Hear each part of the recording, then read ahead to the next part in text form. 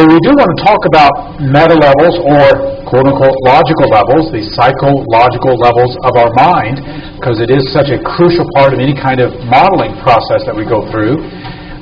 In your notes somewhere there's stuff about background knowledge as one of the meta levels, logical levels of the mind. And with any expert or any expertise that you have, there's a base of knowledge from which you come. And it's one of those logical levels of the mind called understanding or knowledge or background knowledge. And so that's going to be something critical also to be asking the expert, what do you know about this or that? That plays an influence in what's your criteria and how you make discriminations in what you're sorting for and how do you sort for those discriminations. Any insights, any awarenesses with regard to that process? That it's a lot more complex than I thought. Yeah. More complex than a lot of people think.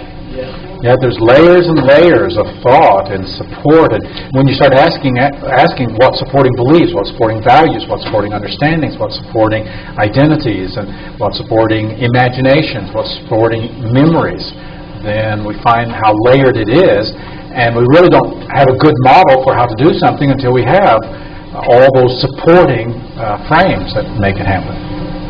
I hope you're at the place now that you begin to understand those of us who therapeutic change work and coaching change work gave up the old strategy model early on because we could not make it work in most change work. It's far more complex than even linear because of the meta level structures. That's where the metastation model so informs and revolutionizes the old NLP model. And I have about 5 years of a lot of therapy work with people to prove it. You've been seeing it with some of these people who stutter just here. This is revolutionary. I couldn't find anybody who used the old strategy model, the linear model, in change work. Most of them have done what I did. They just introduced it in training and didn't go much further with it. I never did find a therapist. I never found a therapist. Which is really a good point, that strategy work is not so much for change therapy. Out of our control, we apologize. It's really not for therapy, it's really for modeling. It's really for finding the structure of something. We can use it to find the structure of pathology or the structure of how someone has disordered their processes, but it's really not for therapy. It's really not for change in that sense. It's really for modeling. Take that thought seriously. Those of you who are at Personal Genius, we spend a little time on logical levels, and we want to reintroduce that, especially for those of you who've just come in. So logical levels, 227. and it'll stay on those pages even when you go home.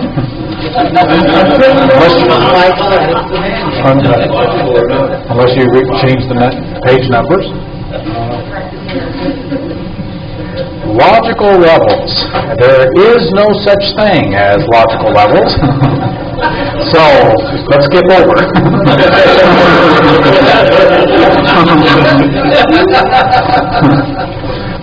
The psychological levels of the mind, and that's what gives the internal coherency and the meaning and the structure of what goes on at the primary levels.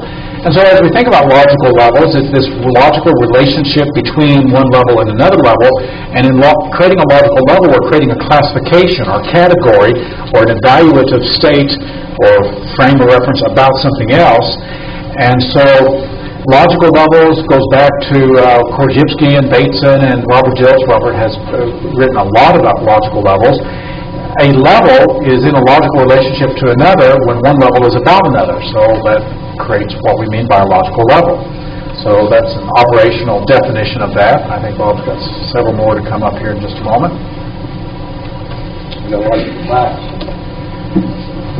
The word logical type and the logical level refer to the same thing. There's really no difference. Logical type comes out of mathematics from Whitehead and Russell, their 1905 or 1907 book on Principia Mathematica, which I read about the first 50 pages and fell asleep, and I think I got most of what was in there. Well, I could understand. Did you get further than the first 50 pages? The conclusion's wrong, so I don't reach it. The strategy to reading a book, he starts in the back and then comes Read the conclusion. Unimportant. The good part about that is you just saved me from ever having to read the first page. But the word type comes from the mathematical process, and it just means a type, and is this classification that we put something in a class of. So the class of elephants is not an elephant. It's a word, it's a statement, and elephants are in the class. But the class of elephants is not an elephant. And so there's a difference between the classification and the members of the class. And so that the members, the classification cannot be a member of its own self, and that's what sorts out these logical levels, and that's where it came from. And if you read Bateson, and I reread and I went through Bateson a few weeks ago just to look to see if he used these words interchangeably or if he made distinctions, and he made no distinction between logical type and logical level.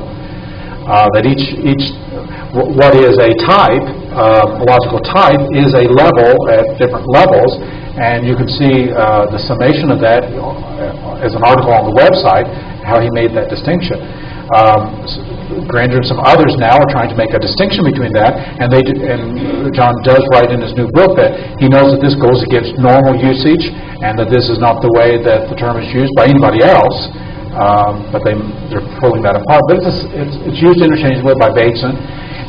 Classes of a different logical type higher than that of its members. The injunctions issued by or controlling, emanating from the bias of a house thermostat is of a higher logical type than the controlled issued by the thermometer. That the processes of the thermometer registering temperature is different from the thermostat that sets the bias for that system.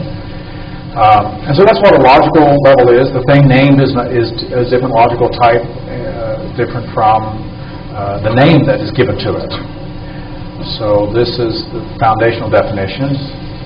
So one of the important things is that there's a discontinuity between levels, and the confusion of levels is what creates paradox. It creates paradox, it creates contradiction when we have a confusion of levels.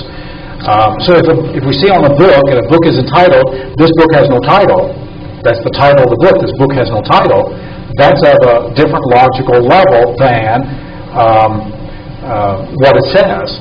Because the title of the book is, "This book has no title." But if we confuse levels, then we confuse logic, and we create paradox and confusion and double binds. But once we separate it, then it makes sense that the thing named is different from the thing named. And so that's what a logical type, logical level is. And so as we rise higher and name something, we have moved to a higher level about, and it's a classification category of, and it's different from, and that's what allows us to have a sense of sanity and organization.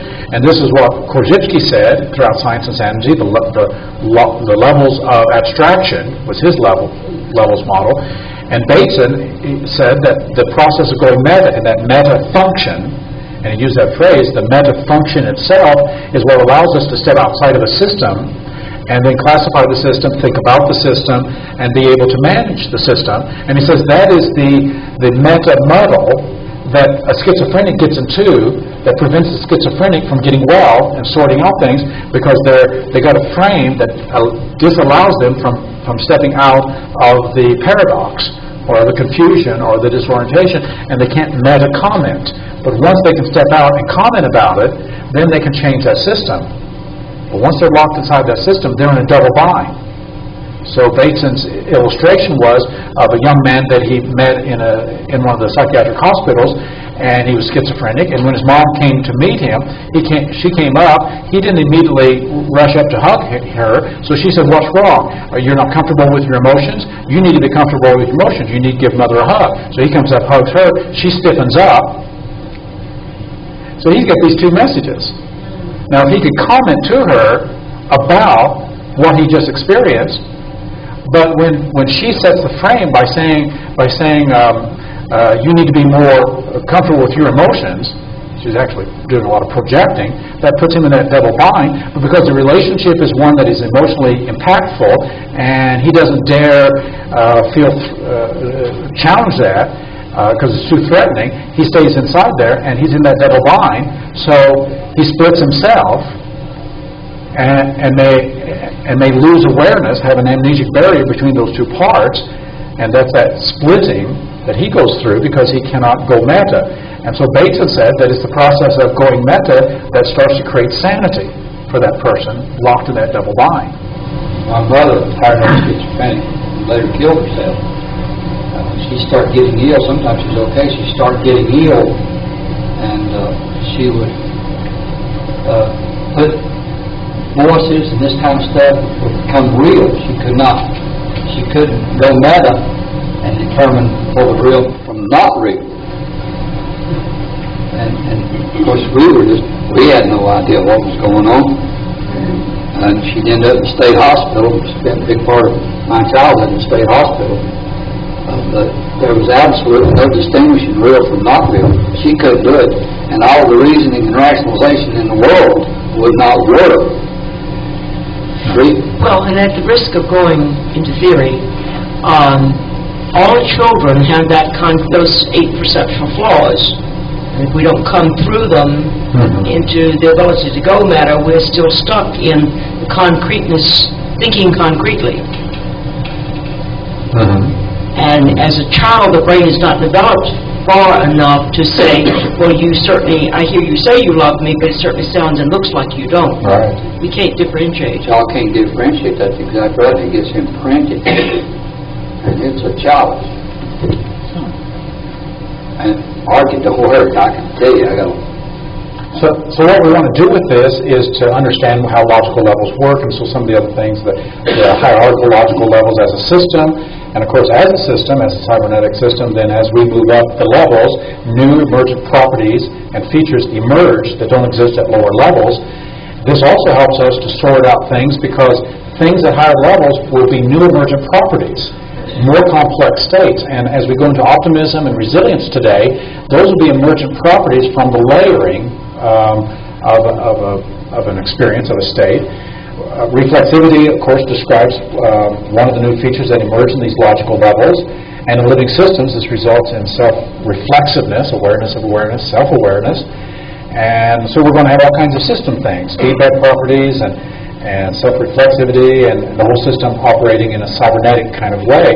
So as we think about logical levels or psychological levels, this is the structure of the mind, and we want to do this as we model.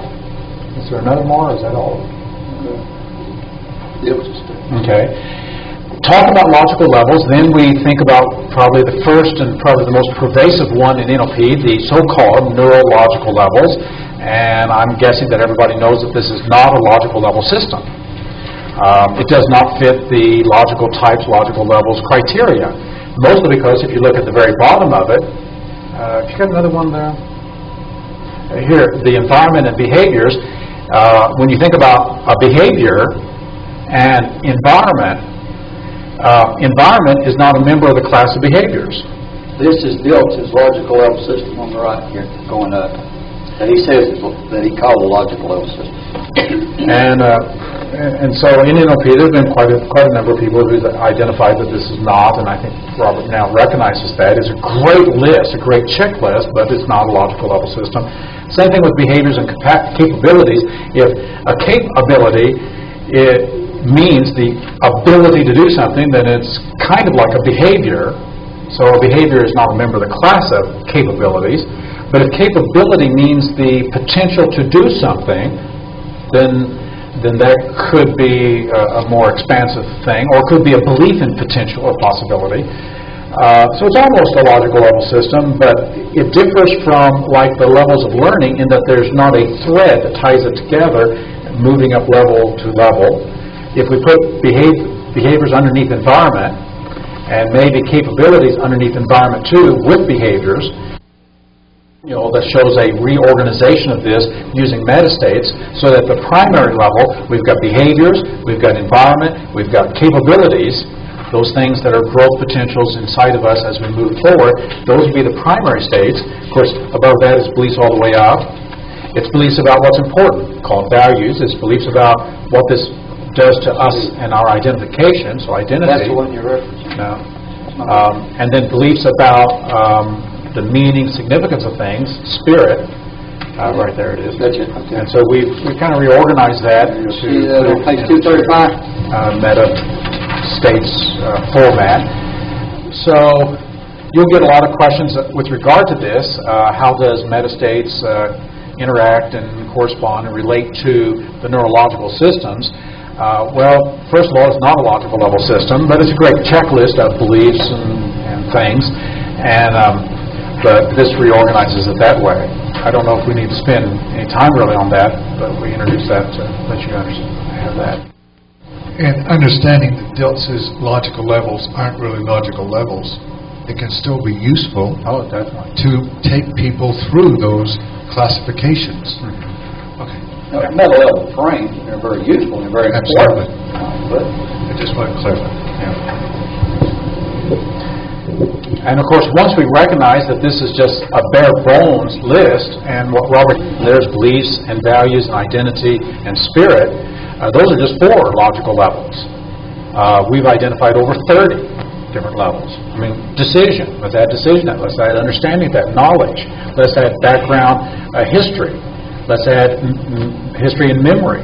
Let's add imagination, expectation, pleasure. And we just go on and on, adding many more logical levels. And the trick about logical levels, and we did this in metastates, is that every logical level is all of those things at the same time.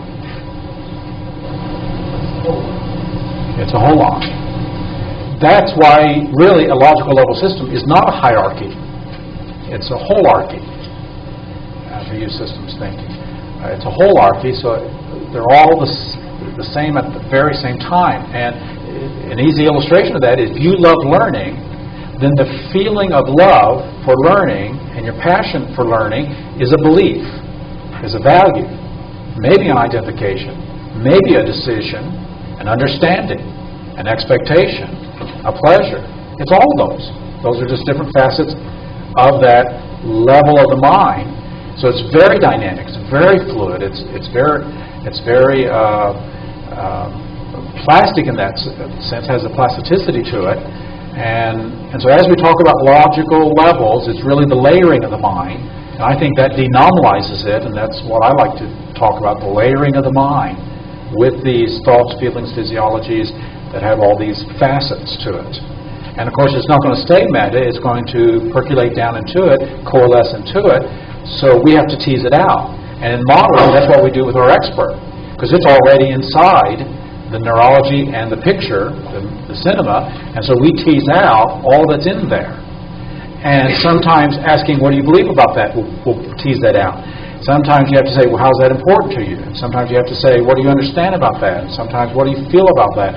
And so we have many ways of getting to it. And that's why that list of 15 different kinds of meta questions gives us many different ways of teasing out that structure that's been coalesced into the skill and is there.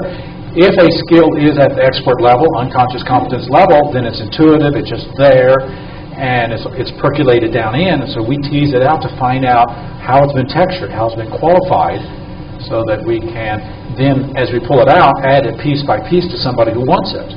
And we layer it, we layer it, we layer it until that gestalt emerges. In fact, that now gives us the gestalting process of metastating. We take a primary state and we layer this, we layer that, we layer this, and we just keep putting it into a spiral until the quality emerges. And so when we do optimism, that's exactly the process. We're just reverse engineering what we found in the expert who naturally has optimism when something crappy happens. So let's play with that.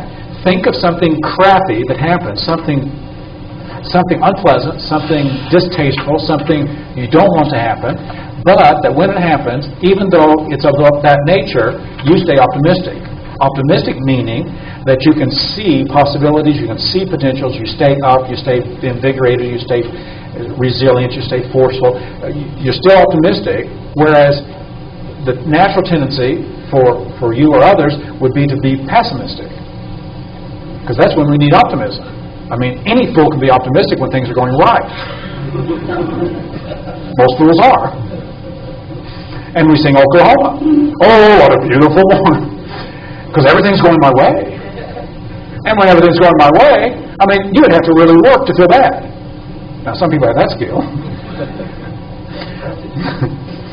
So what we want is when things are going not right, not my way, how to have eyes of optimism, feelings of optimism, the body, the physiology of optimism, so that I'm not going to let that determine my day, determine my state. So what do we need? So here's trigger. We want the response of optimism, and optimism meaning that I can see a way, and this is not the last word, and I will do something. I'll be proactive, and I refuse to go into just giving up, feeling despair, feeling depression. So what do we need? Well, what I have in the manual comes from Martin Seligman, and he did the studies on learned helplessness and learned optimism. In 1975, he published a book, Learned Pessimism, and helplessness. Learned helplessness came from his studies with animals and how he trained animals, clinical animals, to have neurosis in the clinic and to give up and just learn nothing I could do, helpless. And he did it with electrified grid. And he put a dog or an animal, he played with many kind of animals, on a grid, electrified it, just enough so that it was painful. And of course the first response from any living organism is to survive and to get out of there. And that's what the dogs would do. They would try to get out of there. But because he electrified everything, after a while the dogs would make a learning. Nothing works. Everything I do, nothing makes anything better. And so eventually they would just sit down and take it. And he would train and learn helplessness. Later on, he would turn off part of the grid, and he or one of the lab workers would drag the dog over to the non-electrified grid, and sometimes some of the dogs, one-time learnings, would learn, this feels good. So they would electrify them, they jump.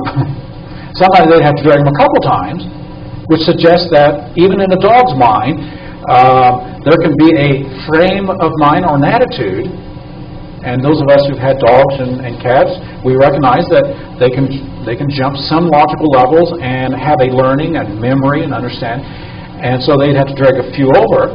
But after they could learn there's something they could do, they could never reinduce learned helplessness again. And this really impressed him and his workers and the researchers. So they started asking about humans. Does this happen in humans? Can humans learn helplessness? And what he came up with was that there's three basic pieces for learned helplessness. Something bad happens, something unpleasant happens, something crappy happens, and we say, this is about me, personal. Something bad happens, and we say, this is about everything. It's permanent, or it's pervasive. And then we take it and we say it's going to last forever, so we make it permanent. So personal, pervasive, and permanent, the three P's, is how we can piss all over ourselves. When something bad happens, we bring it in, and we own it, and declare it's about everything, and it's forever. So the opposite, when he wrote his book, Learn Optimism, in 1990, which is now really a classic book in this field of resilience, he said that the opposite of that is not me, it's not forever, and it's not about everything, which we in NLP would call indexing. It's just now, it's not forever. It's just here, it's not about everything. And it's just about this, it's not about me. So indexing person, place, and time gives us clarity as to how to contain the evil instead of bringing the bad, the evil, inside. In therapy, I use this all the time, constantly. Get them associated into something that they're personalizing. That has created a lot of dragons for us. Get them anchored into it, and then you say, well, you've personalized this, and I'll write it down. You've personalized it where they can see it. You have let it pervade all areas of your life. and you believe it's permanent, you can't change it. So I say you peed all over yourself. That works great. It works really great. And then I'll go to the learn optimism. Great. Okay, thank you. Very good. Okay. Does breaking any one of the 3 Ps essentially take you out of learned helplessness? I would highly recommend all 3 of them. I would highly recommend not personalizing.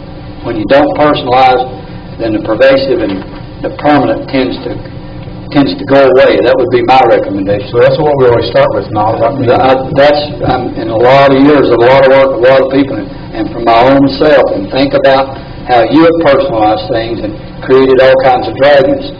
I find that is a key element in a lot of pathologies. This work that's ever been done is great.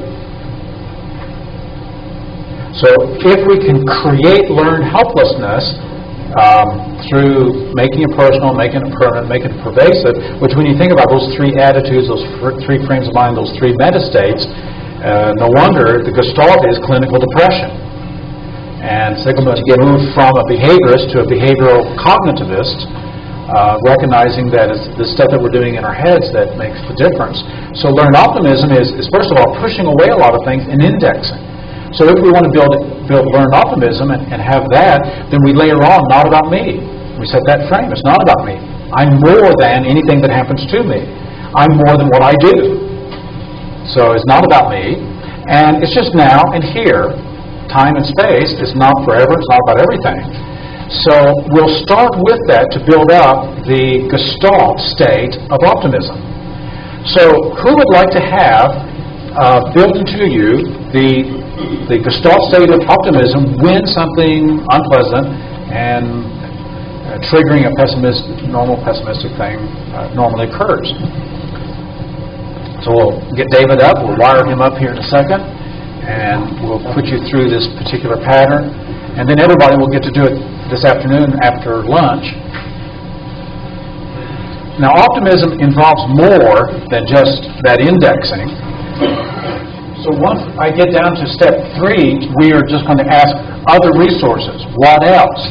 Typically, thinking about possibilities, thinking about your power zone, thinking about the fact that the as-if frame, the pretend frame. So we'll add some other things on step 3, and it'll be just anything that allows us, once we set up the looping, the feedback to the higher levels of mind, bringing other frames, so that out of that will emerge a sense of, I can stay optimistic.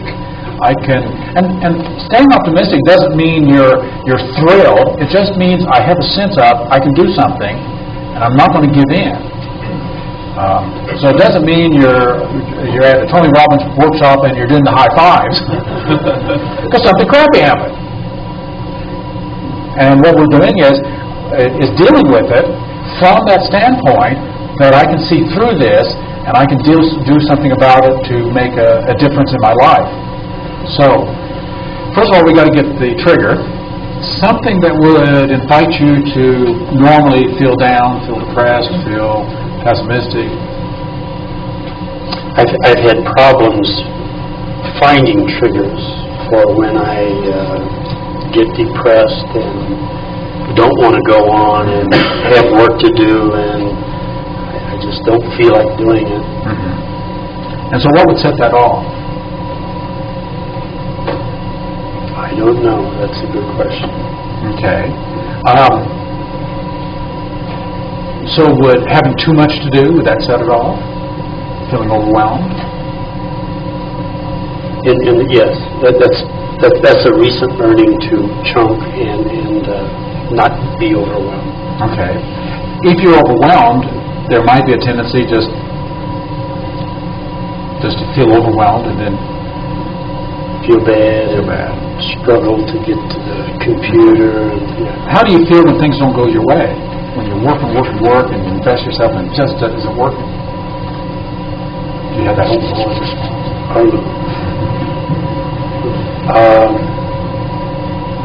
Could that do it?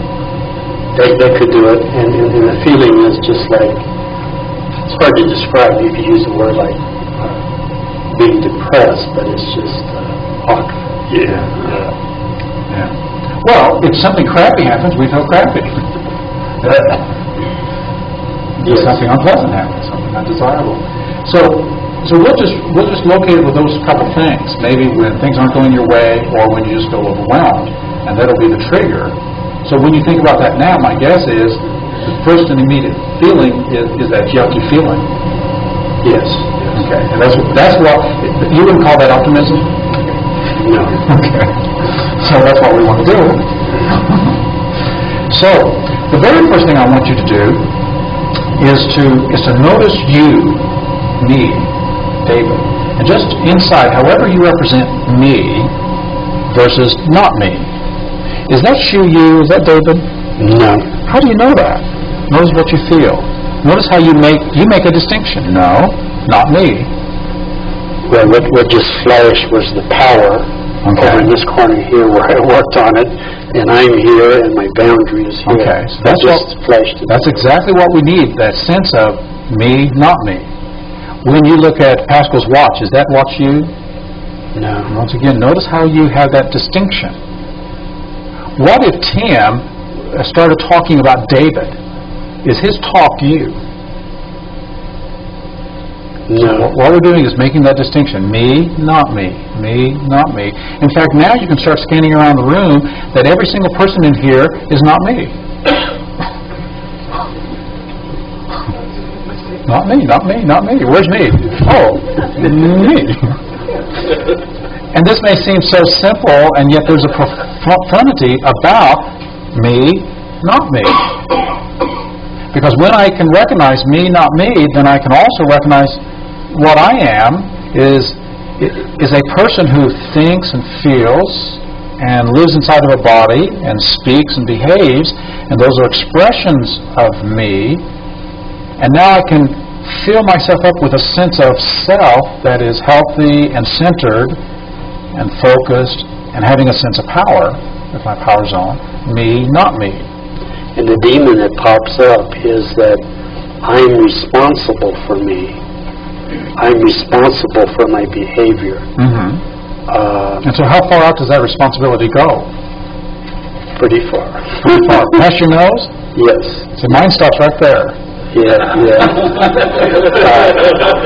So I'm visualizing right now responsibility is something that goes out here. And I visualize that, and if I'm responsible for that, then I'm out there connected to that. Right. So then you go out there, and that's you. Yeah. So I am out there. Yeah. So let's cut that off. Let's cut it right off the nose. Okay. Responsible for, responsible to. And I don't understand the distinction. So this is accountability. I'm accountable for what I think and feel and say and do. What comes out, I'm responsible for, even though that's a full-time, for me, that's a full-time job. Okay. And I'm responsible to his relationship. So if I have a relationship with Pascal, I'm responsible to him for what I say and do. And relationship is he's responsible for what he says and does to me, and we can negotiate that. Here's how I want to talk to you. How do you want me to talk to you? Here's how I'd like you to talk to me. So we can negotiate what he gives me. He gives me speech. He gives me behavior. I give him speech. I give him behavior. So that's relationship. That's not accountability. Okay. So accountability stops at my nose pretty much. And this thing that I have going out here making contact is flexible. And depending on who you want to enter into relationship with. Okay. So that now is a different color, and it's might even go completely limp and fall on the floor. Right. Okay. Sounds good to me. Okay, so me and not me, because even when I send out my words, that's not me. Is the best expression I can do today, given the states I'm in and the learnings I've had. But it's not me, it's just my words. And if I make a mistake and say, well, that was my mistake, and I'm sorry, and, we can do whatever's necessary. But at the same time, if it's not my mistake, then I can push the boundary over where it needs to be, and sorry. So the distinction between an expression of you at a given time and place versus who I am, In fact, I'm even more than my thoughts. I think, but I'm not a thought. I emote, but I'm not an emotion. I speak, but I'm not language. I do and act, but those are actions. That's not me. All those are expressions of me, but not me. Okay, so I behave. I'm not the behavior, but I guess the word do would be better. I am the doer. Yeah. You're the one who creates that doing. But I'm not what I do. And what the doing is, whatever that doing is. And that's not clear for me. Okay. So as we make this distinction between me and not me, we're making the distinction between expressions of self versus self, whatever self is. I've met several people who had their arms amputated, and they felt that arm was them. And I said, well, who are you now if your arm's gone? Are you still who you are? Your arm is an expression of you and a facet. I live in a body, but I'm more than a body. And as my body gets older, and my pictures change from a little baby and as growing up and getting older, those are just expressions of how I experience myself at those times and places and ages. But I'm more than that. So for me, the way I'm thinking right now is the answer to this dilemma is to know who I really am. Okay. And who we really are is something above and beyond and more than these expressions. And above and beyond, and it's kind of whatever that means yeah. to you. Are you your thoughts? No. Are you your emotions? Are you just a hunk of emotion? That's all you are? Those emotions sure are close and personal. They're very close and personal. They're inside our bodies. How do they get inside our body? So the way I've mapped things and how I experience the world sets off all these feelings. So in order to really be me and not be, I have to be up here. The real me is here. Yeah.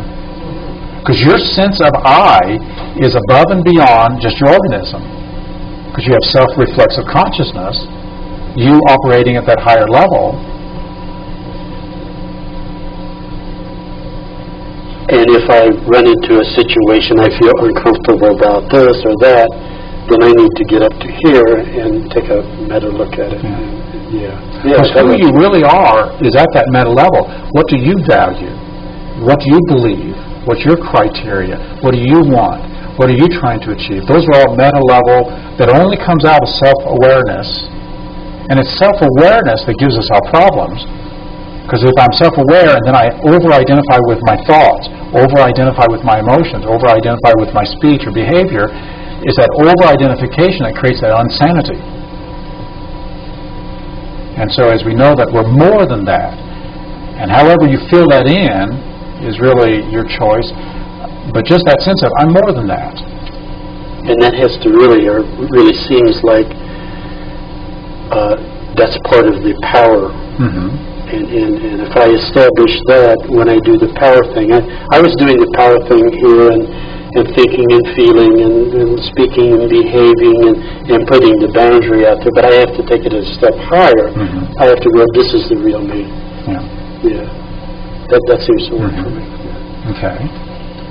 So me and not me and my interface with the world, my expressions of me,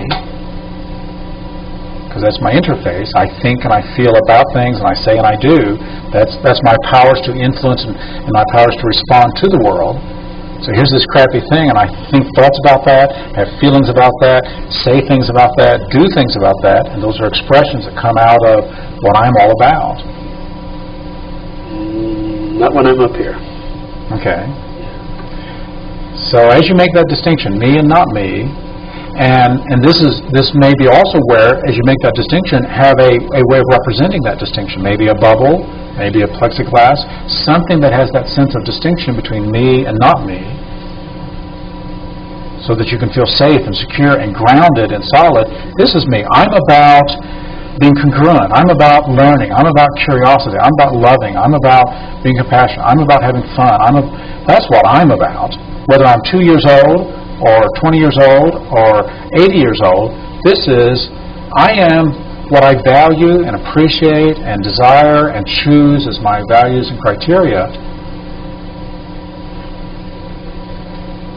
And so I, as the chooser, I, as the director of my own life, I, as the executive to run my own brain, that's who I am, me and not me. So what comes at me can't be me. What comes out of someone else's mouth or heart or mind can't be mine. It didn't come from me. It didn't even come from me.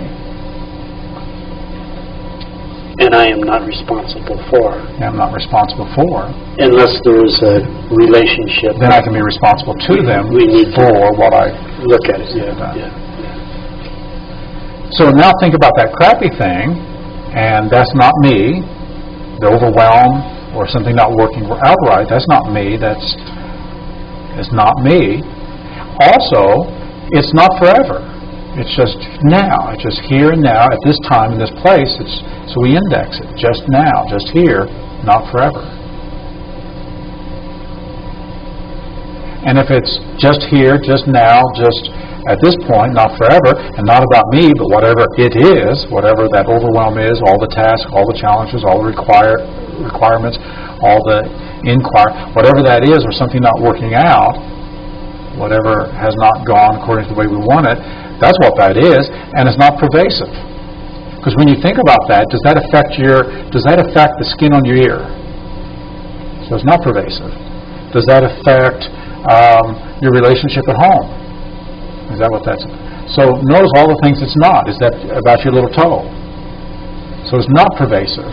Is that about your calf? Is that about your knee? So there's a lot of things it's not about. It's about whatever it's about. And so as we make that distinction, not me, not forever, not pervasive, just whatever it is, here, now, about whatever it is, we make that distinction. And notice, with that in mind, that frame of mind, how you look at that and what state you're in when you know that. The problem is a little pile over here on the carpet, and it can be there. I can walk around. I can clean it up, but it's certainly not me. And it may be pervasive, but in other words, it may stay there, but I don't take it with me. So it's kind of not important. So to what degree are you feeling more optimistic now that you can deal with that, you can cope with that you don't have to feel bad about it? I can go over here and do what I need to do over here, or I can put that behind me, or make it disappear, or a lot of things I can do with it. So to what extent are you optimistic?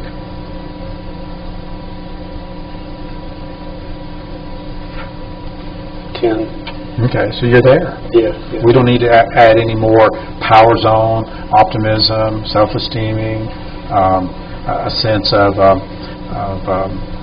possibility and choice. That's all kind of already there. The power is there, but one of the things to be done is to look at the different options. Okay, look at different options. And decide if I'm going to go there or there. Okay. But this stays here. And so it sounds like you already have flexibility inside.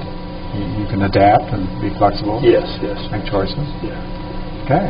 So what if you took this attitude and took it through life so that regardless of what happens, whether it's overwhelmed, whether it's something not working out right, what if in the days and the weeks as you move through there, would you like this attitude? Would you like this state of mind?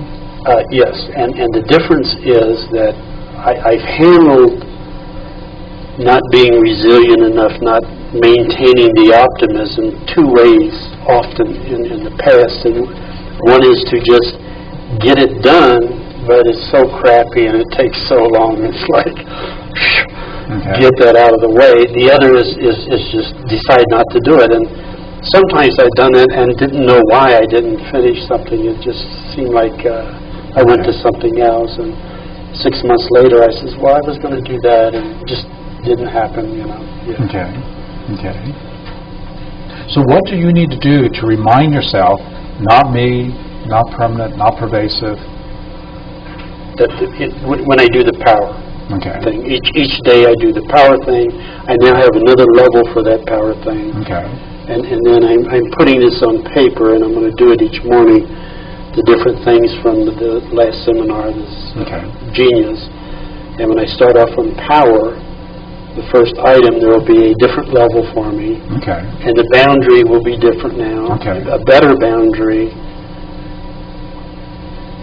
And as I interact or do things, if something happens, then I have a resource to go back to, and that's right up here. Okay, good. Yeah. Okay, excellent. Well, in fact, we'll just immediately, without coming back here to reconvene, just immediately go and do this with each other, say 10, 12 minutes each, so as to build up the foundation core of optimism so that we can make that distinction. This will be the core also of resilience. We'll add resilience to this a little bit later, but this is the core for resilience, because you can't be resilient if you let things get in and do these 3 Ps. Any questions about how to do the process? It's just a basic meditating process, and we're working at something very fundamental, me, not me, and creating a sense of boundaries, as well as any resource that you need. So just feel free to add any other resource, and keep asking the question, to what degree do you feel optimistic even when this isn't going well? And remember, optimism doesn't mean you're jumping up and down and saying, oh boy, some more crap in my life. Although if you want to go there, I suppose you can go there. But the main thing is just that sense of inside, this is not going to color my world. I am the chooser, and I will come up with things, and it's not about me anyway. It's just a challenge in my life to deal with. And I've got choices and power and possibilities and other things, so that at least we're operating out of that stance. And then instead of denying it, fighting with it, arguing with it, we just get on. And when you have that sense of not me really well grounded in your neurology, you don't have that gut-wrenching sense of being slugged in the stomach and knocked over. You're activated, you're proactive, and you're ready to take it on from your resources, and that's what we're looking for. Just a reminder, folks, the purpose of the exercise is to learn the process. You may not get your outcome there. The study groups are where you'll get back together with your partner and get your outcome if you don't get that done. Okay? So I got right at 12:30. We'll reconvene. So how did that exercise go? Awesome. So if we test you with something that overwhelms you or is really crappy, you'll stay optimistic? Just try it. All right. To me, the first time I went through that process of me, not me, trying to become clear what is me, what is not me, and making that distinction, and then setting up a sense of a boundary or a distinction so that things can happen out there without personalizing, without over-identifying with my thoughts or emotions or with anything, even my behaviors that I send out, that these are just expressions, that distinction really allows for a groundedness and a centeredness and a focus and staying resourceful, because if it's about me, then it's easy to feel threatened. If I feel threatened, my whole nervous system goes into fight-flight, then I can't think. Blood is withdrawn from brain and stomach, sent to the larger muscle groups. So once we're centered and once we have that sense of clarity, we can have that learned optimism that I can always do something. And stay empowered, stay focused, stay in a problem-solving, solution-oriented kind of a focus rather than the personalizing and the taking things personal. Any comments, experiences about that? Felt good? We're going to use this as the core, the foundation for resilience when we get to that in a few minutes. As you do that, you can see that from a model, from modeling what Segelman and his associates did, we've taken pieces of it so that then we can use a model. And as we do the whole subject of creating models and developing models and then using models, training models, installing models, those are two different subjects, and yet they're part of the full package. Why we go get models, and how that oftentimes we don't have to model in the sense of going and finding someone who can be resilient, who can be optimistic in the face of something overwhelming or discouraging or whatever, that oftentimes we can go to the field of literature. That oftentimes, and this is, I think, a source, a treasure chest for people in neurosemantics and NLP, that we can just go to the field and find all kinds of rich treasures that then we can turn into models and turn into training processes that oftentimes we don't have to invent it from scratch. And it seems to me kind of almost a tendency of people in NLP to think that we have to start afresh. So when I learned this the hard way, when I was going to do the modeling project on self-made millionaires within a generation, I had 3 millionaires I knew in my personal life, so I went to model them. 2 of them, the models that I got from them really stunk. They were awful. I would never want to do that to myself or to anyone else. Because there was just a lot of sick and toxic facet. Sure, it worked. Sure, they made a lot of money. One had $19 million to his name. He's here in this town. But he's 76 years old, and he still works from 4 in the morning till 9 at night. And when I asked him, when do you know how much is enough? He said, if I had 10% more. I said, let me get this right. We were at Gladstone's over on 12th and Patterson Avenue. I said, let me get this right. You need $1.9 million more dollars to feel secure. And how old are you? And what are you going to do with this? You know, it was. I don't want to replicate that model. Also, the price he's paid. He was after me about picking up some gals and giving him some hints about how to pick up some gals. I said, been through 4 marriages. None of his kids like him. You know, this is not a model I want to replicate. Because he's done it, but so that's when I started looking at the literature and finding out that all kinds of people have done longitudinal studies on self-made millionaires in this generation. And 2 excellent books, The Millionaire Next Door, The Millionaire Mind, are excellent books that has all the data. It just doesn't set it forth in how you use it. There's not a single pattern in The Millionaire Mind or The Millionaire Next Door. It just tells you all the details. And if you can look at it through the patterns and the patterning that's in neurosemantics, then we can pull out the meta-programs, we can pull out the stages, the states, the meta-states, and we can start organizing it so that we can do something about that information. But it's interesting that The Millionaire Next Door bestseller and then The Millionaire Mind's a bestseller, but none of them tell you step 1 about what to do. Just think this way. Wow. Robert Kiyosaki's work is very similar. Rich Dad, Poor Dad, excellent materials and good principles for wealth building, but you'll find very few principles. But for $200, you can buy his game, Cash Flow, and play the game and start to pick up some of these principles. But I don't know if you can get to the state of actually doing some of that through some of the work. And that's where the models we have about how to actually get ourselves into state, how to change our mind, how to change our meta programs, gives us the ability. So when I went there, I just found out I can stop modeling in the sense of finding someone who has done it, because there is just rich material that provides plenty of that. So I started reading some biography, Ted Turner's, Ross Perot's. I just started reading biographies of those who were billionaires, and it's the same principles.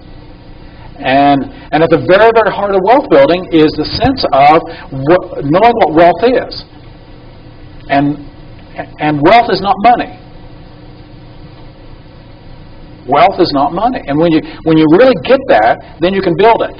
But as long as you think it's money, and so here's one of the paradoxes, those who do it, they get the money out of their eyes. It's not about money, it's about wealth. So what is wealth? Well, the secret, the core of it, is that wealth are ideas that solve problems that add value. This is wealth. This is wealth. And looking for problems and having an attitude toward problems of give me a problem. This is $1 million opportunity if I can find a way to add value that makes people's lives richer and fuller. And when you know that, then wealth security, not financial, there is no such thing as financial security, but wealth security is your ability to know that if you lost everything tomorrow, you'll just build it back. Which is why a lot of the millionaires and a lot of the billionaires, they lose everything, and the next day Donald Trump is out borrowing $500 million to do a new hotel. And it's like, no big deal, I just lost $500 million. What an attitude. Because wealth are ideas that solve problems, that add value. Because you got to have a heart of adding value. And you got to have that passion. And as long as it's about the money, then you're money-oriented. So as we look at a model and find the secrets, so one of the paradoxical things I found about wealth building, there's a book entitled "Do What You Love, the Money Will Follow." And that is true, but it needs a whole bunch more context to be put in there. Do what you love for the purpose of doing it and loving it. Give yourself a decade. Give yourself permission just to get involved and become masterful and an expert at it. Find your niche. Add business wisdom and intelligence along with that so that you're making good financial decisions as you're going along and knowing how to save and build capital and do the thing you love, and the money will come because you will become valuable in what you know in addition to what you can do and whatever. And so we let the money work for us rather than us work for money. So the wealth building was an example when I didn't need to go find a living person. I needed to really get back to the field of literature and to what had been developed in that field and where the state of knowledge in that field was or is. And so when we model, don't forget to search the literature, because that may be the richest source of your information.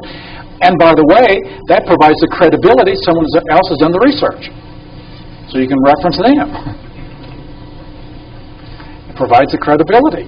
It provides you illustrations, stories, lots of stories about other people in that field. And then as we pull together that information and repackage it so that not only do we have a model, but that model works in the sense that we can train it in and get people to do it. So that's part of modeling. I think a missing piece from a lot of NLP modeling. A lot of people ask me, well, who did you model? Well, I can mention one person, Tom Beam, Oklahoma City, worth $12 million, who made all his money with seatbelts. And that happens to be another wealth building principle. You can do it with anything. In fact, in The Millionaire Next Door, people who own pawn shops, fast food stores, and car washes top the list. So if you think you're going to make it through fancy, high-profile things, and so the attitude is they love it. They can't wait to get up in the morning because they love the process and they love the people and they love the service and they're good at it. And so most self-made millionaires in America use those kind. It doesn't make any difference what you use. You can do it with 100 million things. It's the attitude, it's the position, it's the place, and it's getting the money out of the eyes. How do you answer to the critics who say that the only true NLP modeling is modeling an individual and doing it yourself?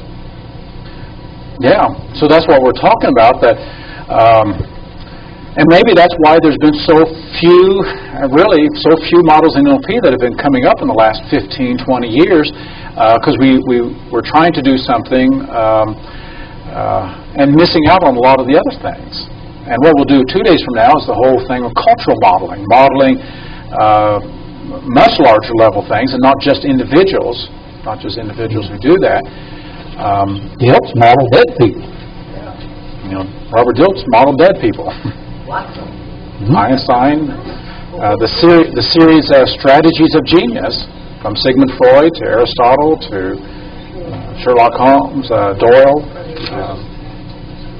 Hard to go to the cemetery and have an interview.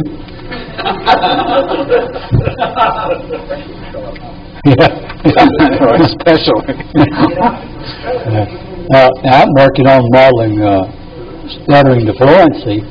Now, Tim is a speech pathologist. Tim, should I focus on modeling the literature in the speech pathology field, or focus more on people like you and Linda who moved from stuttering to fluency? What do you think? I think I better stick with people like you and Linda, because my research has been, other than John Harrison, hasn't been too encouraging. I mean, they tell me what we're doing can't happen. I got a book I got underlined. You know, it says once stuttering is locked in, few ever give in even to the best therapy or something like that. And some of them just plain out, you don't get fluency. Tell me about it. And I don't think I want to model that. So, in spite of the fact that there are some exceptions, most of the time, in fact, Bob has been reading some of those books to understand where the field is, because we cannot come back and speak to that field intelligently unless we have some sense of who's saying what in that field. So the study of the literature of the field is going to be critical for a number of different reasons, if not to find out who can get something done, because if you can't get something done, then obviously there's not going to be a lot, but at least to understand what are the paradigms getting in the way. What are the frames getting in the way? Because that may be the very frames we have to take away and deal with and address in some other way if we want to replicate it in other people. One encouraging, when I was in Sydney, a guy brought me a book by Dave Elman, the famous hypnotherapist. In 1957, here's a chapter in his book about how he assisted a lot of people out of stuttering. Fear and anxiety, guess what? So I've got that. I've got that material. I will be quoting him. Dave Elman. Some of you may know him if you know about hypnosis and history of hypnosis. And he really got a lot of criticism, but he did some good work. He didn't get everyone, but he helped a lot of people. That's the earliest I've found where someone was challenged to study. What date was that? At least 57. Okay, well, Wendell Johnson was 46. 46, okay. 46. So 46 when... Wendell Johnson, People in Quandaries. He fires some negative anchors. We won't, yeah. Well, he at least identified the structure of it. It is stopping yourself from stopping yourself. It is hesitating to hesitate. One of his assistants had a study where they induced stuttering in an orphanage. They took children and induced stuttering. And then to go back and try to help them out of it didn't work too good. So some of the people in the stuttering community don't. And it was right in the stutter. It was coming out right when all the information about Hitler's stuff was coming out, of what he was doing about the same time. So they hushed that for many, many years. It's only recently really come out of what was going on. But he found out that stuttering could be learned without question. And for those of us who've been through graduate school and have done different kinds of studies along that line, we know that over the years, use of human subjects, use of animal subjects in any kind of experimentation, any kind of research, more and more ethical committees govern that kind of a thing. And so that's, he did what he did in his age when it wasn't unethical. But as we've grown, as we've developed as a society, we've declared that some of those kinds of expectations is not ethical. And not useful. So that's been changing. If you've done some kind of research in graduate school where you needed to apply to an ethical committee to ask if the kind of studies you're doing, especially any kind of human experimentation, some of the difficulty of creating a protocol that will meet all those requirements. Well, that also applies to what we're doing.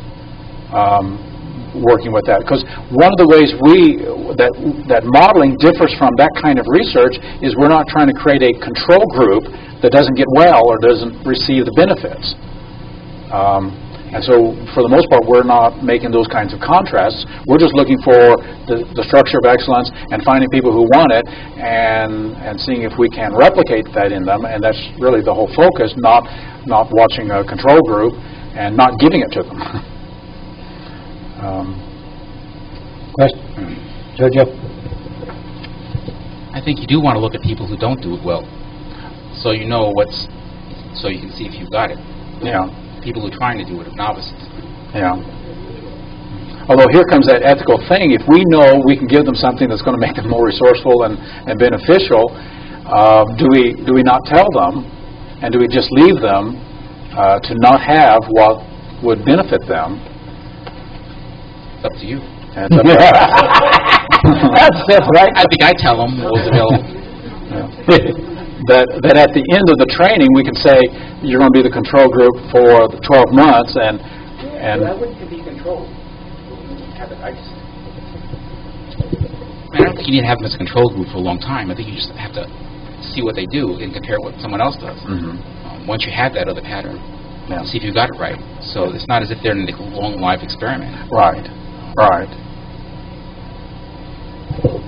I think you can find people that don't want to try it.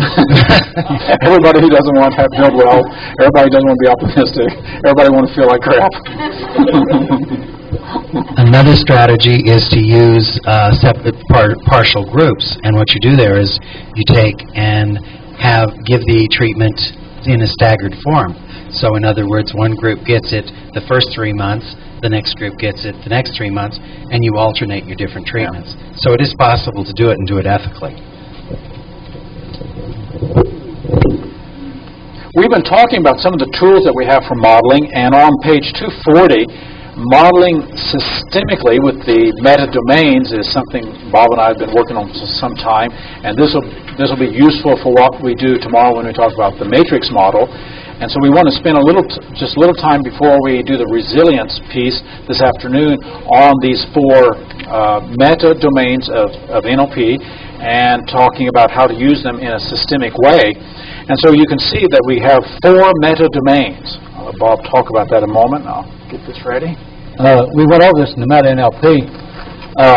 Basically, the meta-model is the structure of a linguistic structure of all frames. Inside all frames is structure, and that's what we call meta-model.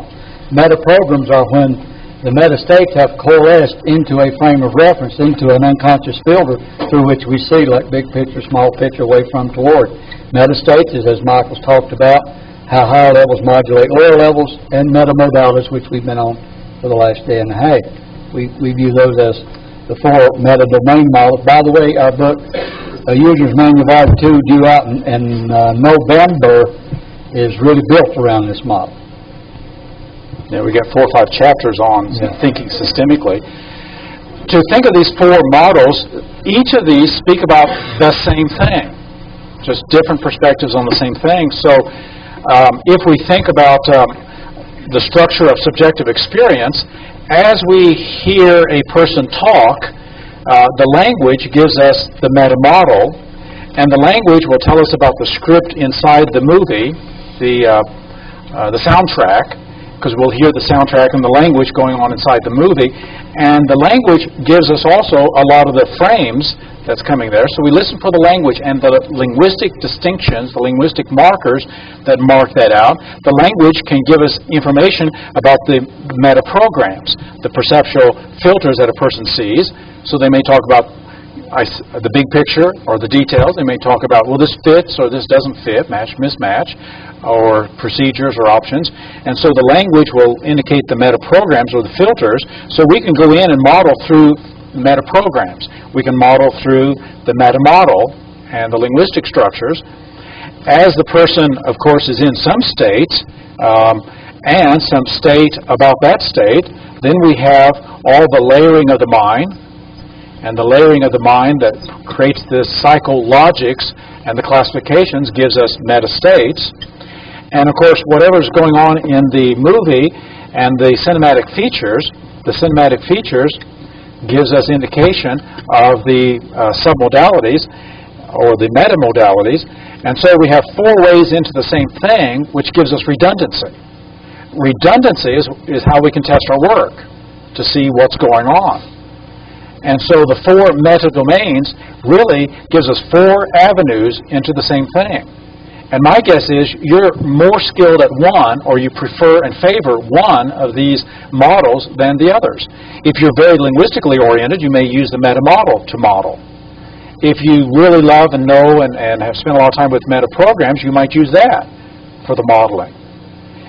Meta-states or submodalities will give you the same redundant information over and over again because these are 4 avenues to the same thing. And that allows us to think more systemically about this experience that a person is having in reference to something. So.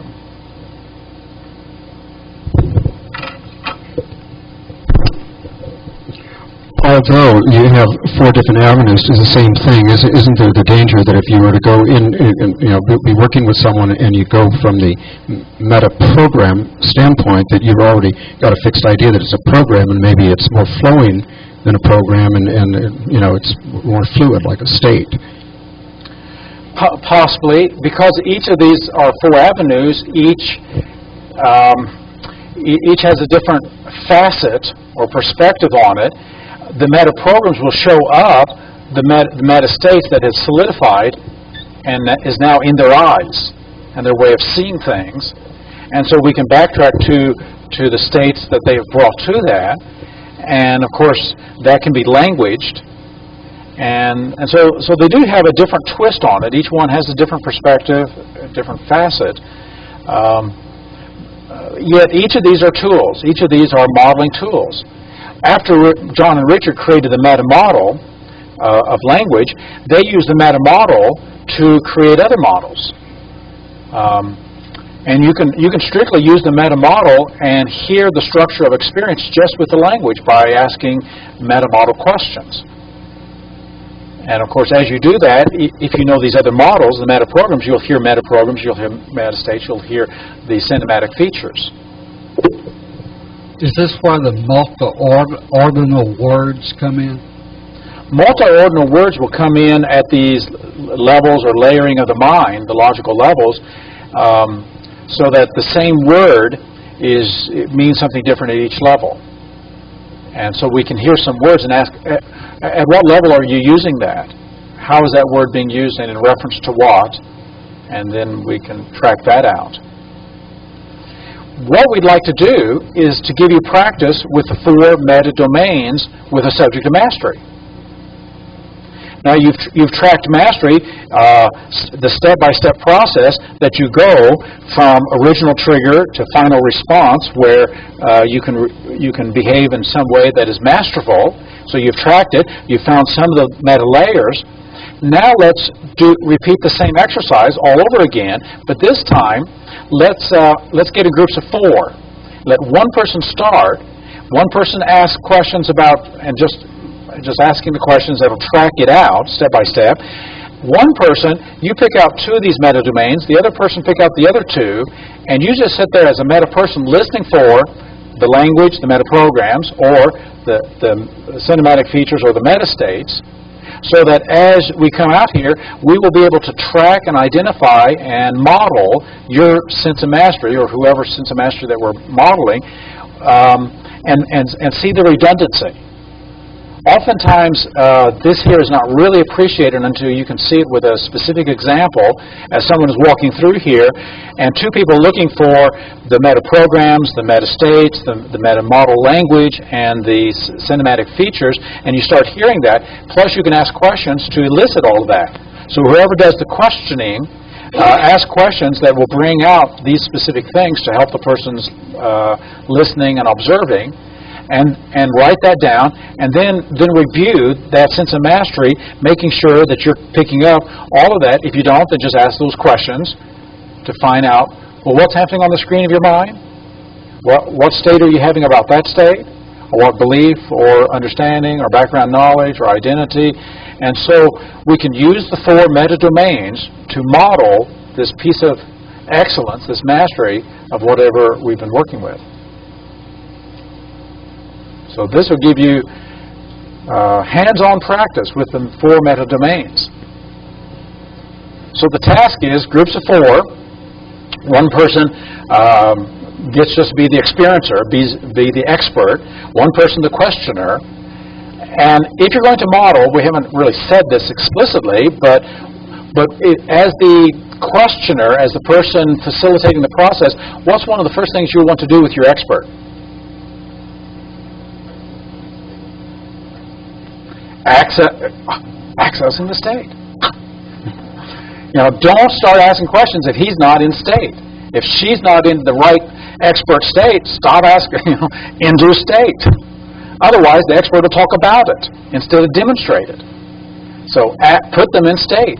Elicit the state. So one tool of modeling is eliciting state. And you can do that through imagination, through memory, or through just show me whatever, depending on the mastery that you're. So elicit. So the person who's the questioner, elicit that state, get the person really there, and then of course frame it from what's the initial trigger, what's the final response. And then, well, how do you know? Teach me. The greatest modeling question is teach me how to do that. And so the questioner will do that. The other 2 people are going to be meta-observers. One person will be observing, and you can just choose what you want to do, the meta-programs, the meta-model, or meta-states, and the cinematic features. And so you'll just be tracking and listening just for those. Then you'll collect all that information, and we'll just see what we can find that's even richer and fuller than what you've collected so far. So we're using the tools of modeling to model to find out all that information. So we'll do this really quick. We'll give you 10 minutes to do this. 10 to 12 minutes to do this. How did that go? So how did it go in sense of the questioner keeping the expert in state, and then checking out all the meta levels and using the different meta domains for gathering information? David had gotten so into state, I was afraid to interrupt to ask him questions because he was in the flow and in the movement. So I, was trying to jump in and didn't want to, but. Okay. That was the hard part. The information he was giving you, was it the information you needed to create a model? Yeah, he was telling us how he was doing his painting, and there were some questions that I wanted to go in reference to how he was feeling and what does that mean and what is he seeing. But he was actually painting the picture on the canvas. Okay. And so he was really in state. So he was in state and doing that. Definitely. So this is a good point to say something with regard to that, because oftentimes you'll get a person so much in state that one of the states we'll have to have as a good modeler is the ability to effectively interrupt. So that's what I did. I said, hold that. Yeah. While you hold that, let me ask you a few questions. So. Yeah. Yeah. So some of us may have to give ourselves permission to interrupt, and having them turn that on and turn it off, and going exploring the specific questions of the structure, because it will be a tendency of an expert to get it caught up in content. One of the things to watch as you get into content, and listen very carefully for the language, because a lot of time they will disassociate from what they're doing and give you a dialogue, a content dialogue about what they think is going on, which may not really be what's going on at all. Yeah. So you have to make sure you keep them in state and listen for the language, because the language will tell you if they're out of state. Yeah. Very quickly. Okay. Because the language will cease to be first person present. The verb tenses will be past or future, or you'll be talking third person. And they'll be talking about it, yes. And they'll give you theories about it. And one way to know that the person is still there, you interrupt them, you ask them a question, and they have to go in to get the information. If the information is too much on the edge of their lips, it's probably not the information you need. Because we want to keep saying, how do you do that? Is that in color? Is that close? What are you feeling? How do you know to feel that? What's your attitude of mind? And you keep asking those questions, they have to go in, and they're re-experiencing it. You can then be calibrating and watching and so forth, and then asking those kinds of structural questions. Because information that's on the edge of the lips probably is not the most crucial information, and may be more theoretical rather than the experiential structural information. How'd you do, those of you who were the meta position of just listening for and tracking, whether it's meta programs, meta model, meta states, or cinematic features? What did you do with that?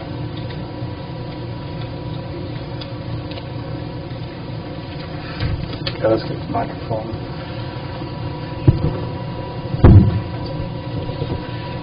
When Deborah started asking, I found myself saying, hey, ask these questions. Then I just trusted that she would do a good job, and sat back and listened and knew that I wasn't going to miss anything. It would come back. We've got lots of time. She was being very thorough. And so when I relaxed and just listened, I did a better job. Right. Yeah, the best way, if you're being modeled, is just to go with your experience and not worry about not hearing the structure, just letting it be evoked from you. So that's a good insight there. Something that I noticed that I was not aware before is about the fluidity about the states. You notice that it's very fluid. Yes, because suddenly, it was kind of there was this focus state that was covered by this analytical state, covered by confidence and acceptance about the confidence that was that was generated by the analytical focus, but then was this kind of jump into expectancy.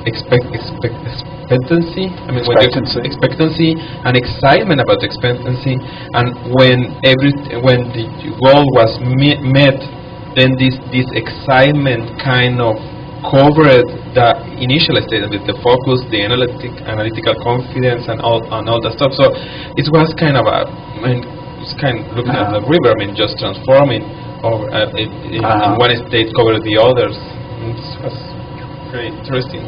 Yeah. So sometimes that'll be so because it is fluid inside. Sometimes the fluidity will be because we are influencing that system. Every time we enter the system, we will affect it, and the system will be different and change because of our influence inside. And sometimes because we have not held the system and helped the person hold it more stable. And that's where a lot of the questioning can hold a system stable.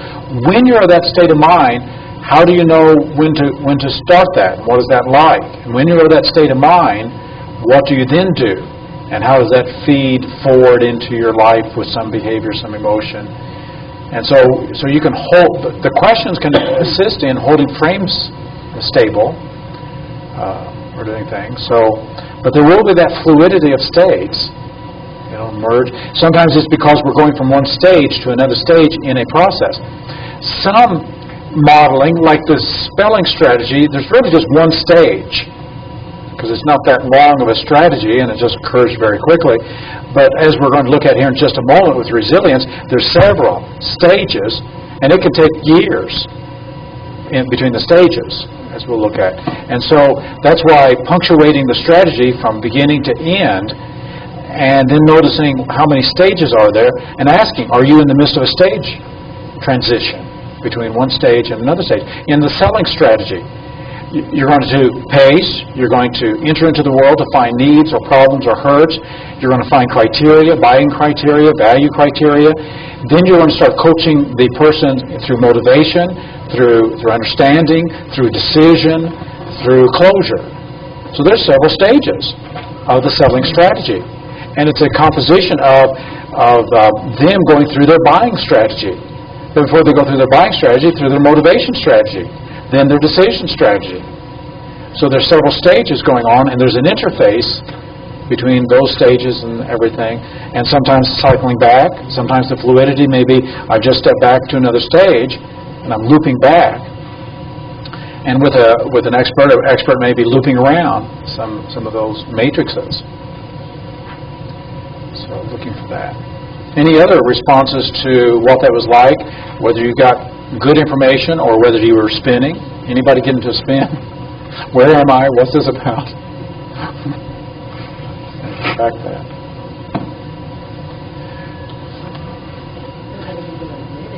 Not to you, not unless you admit it. I did. I couldn't get much out as far as the meta model. As far as eliciting, using the meta model, I couldn't find much on there, but I found a lot on meta programs. Okay. So sometimes it will be specific to the experience we are modeling, that something may be much more oriented toward meta programs versus using the meta model to do that. In the selling strategy, I think you would have a lot of the meta model and meta programs very, very fluent. So we'll ask someone about their buying strategy. How do you know when to really buy something that will be appropriate and you won't have buyer's remorse? Because what will let you know that? And so a lot of meta programs will come out with that.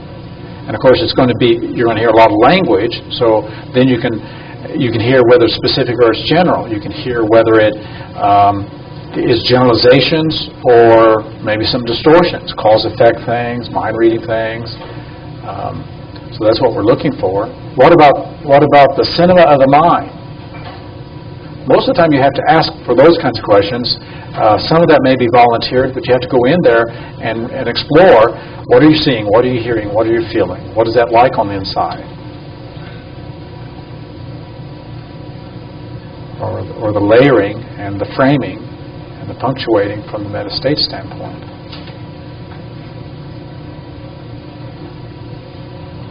Okay. The next thing we want to do is to do the resilience pattern. It's on page 208 in your book, and we're going to talk about this. This was the modeling project I was involved in when I found metastates. Most of you know the story. I was modeling because I wanted to find a strategy. I wanted to find a strategy for people who have been knocked down in life, just knocked down and out, people maybe traumatized, maybe hurt, maybe disappointed, whatever the trauma was, whatever the hurt was, however they got knocked down, what enables people to come back and to bounce back from that setback? I wanted it for several reasons. I had just started a couple years, I've been running a NLP training center here in town, and I noticed that I would get a whole lot of people coming in for Practioner, and just as soon as we got in the third or fourth week, and a lot of meta-model stuff, and a lot of the more complex, they just said, it's too complex, I'll never run my own brain, and they would drop out. Whereas other people, they would feel the same thing, like this is overwhelming, this is so much, or maybe they'd be set back, maybe feel foolish or embarrassed because they just weren't getting some piece of it, but they just kept coming back and keep coming back. They get knocked down, get disappointed, think about that, but next week they'd be back there again.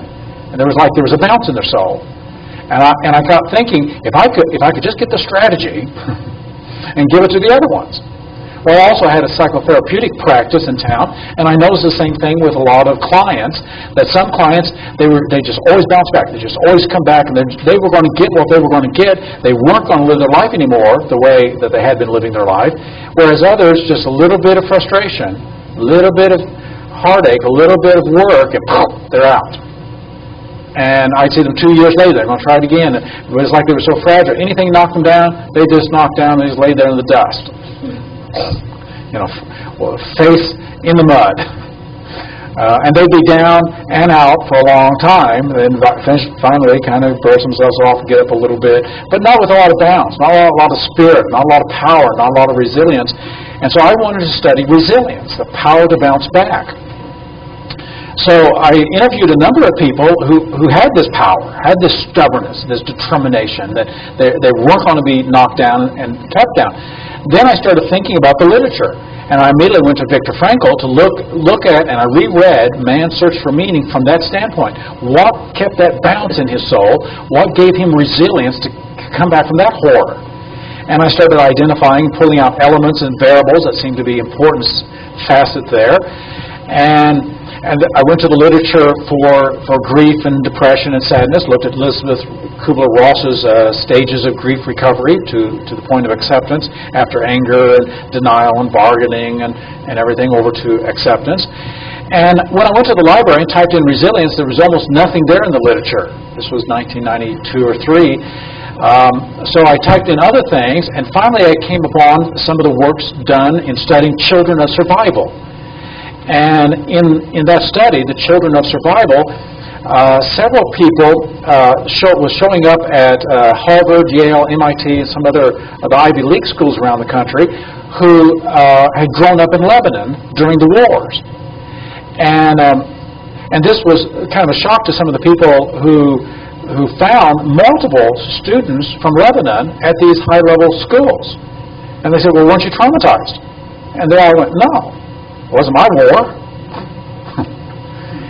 And they said, well, so they started studying the children of survival, and there's a couple books by that title, and looking at what happened there.